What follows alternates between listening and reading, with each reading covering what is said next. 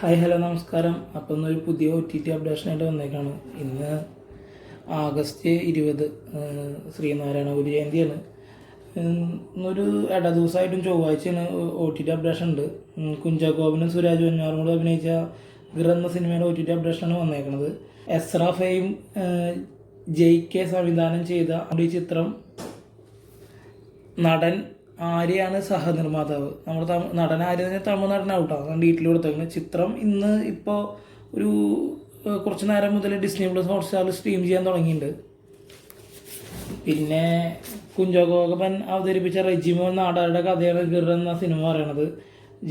ജാതിയുമായി ബന്ധപ്പെട്ട പ്രശ്നങ്ങൾ കാരണം കാമുകി അവനായിട്ട് വേർപിരിയാൻ പോവാണ്.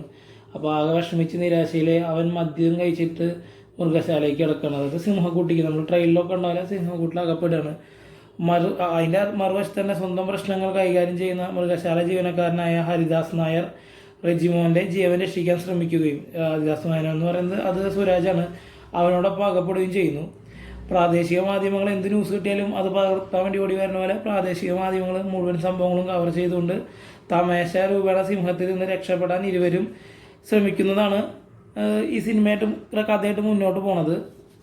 ശ്രുതി രാമചന്ദ്രൻ, മൃദുല നായർ, അനഘ, രാജേഷ് മാധവൻ, മഞ്ജു പിള്ള, ശോഭി തിലകൻ, സെന്തിൽ കൃഷ്ണ, അലൻസിയർ ലോപ്പസ്, രമേഷ് പിഷാരടി എന്നിവർ അഭിനയവും ചിത്രത്തിലുണ്ട്.